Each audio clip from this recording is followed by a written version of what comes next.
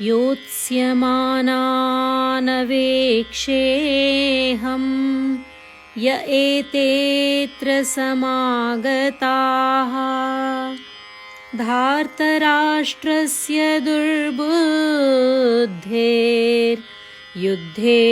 प्रियचिकीर्षवः. There is a very sacred moment that comes just before any real shift in life.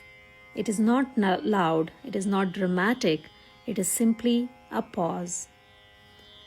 In this verse of the Gita, Arjuna says to Krishna, I wish to observe those who have gathered here, ready to fight, those eager to please a misguided intellect. On the surface, Arjuna's intention is straightforward and deeply human. He wants to see who he has to fight.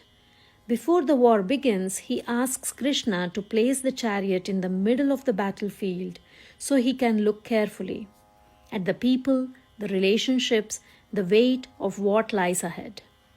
But inwardly, this verse is far more subtle. Arjuna is not yet refusing the battle. He is not collapsing in fear. He is asking for clarity before action.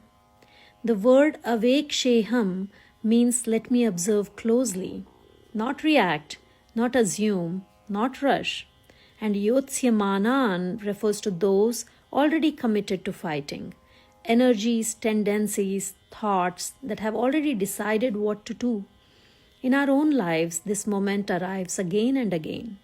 Before we send the message, before we say yes out of habit, before we push ourselves past exhaustion, before we defend, explain, or justify. Inside us, many inner forces assemble quickly.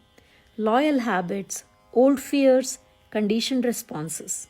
They are ready to fight, ready to act, ready to please a durbuddhi or a evil intellect, an inner ruler shaped by fear, approval, or insecurity.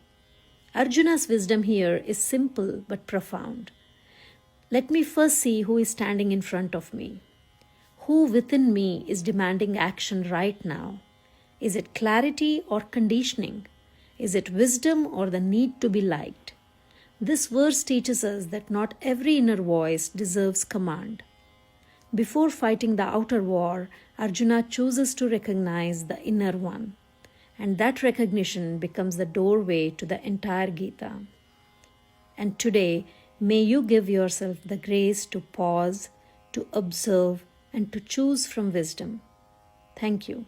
Thank you for listening.